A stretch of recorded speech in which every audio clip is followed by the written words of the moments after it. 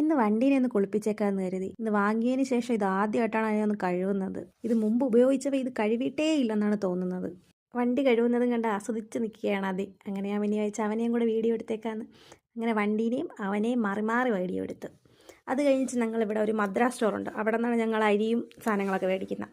ഇതിനെന്തിനാണ് Madras store എന്ന് പേരിട്ടതെന്ന് എനിക്കറിയത്തില്ല. ഇവിടെ ഇരിക്കുന്ന മൊത്തം ഈ ഹിന്ദിക്കാരുടെ സാധനങ്ങളൊക്കെയാണ്.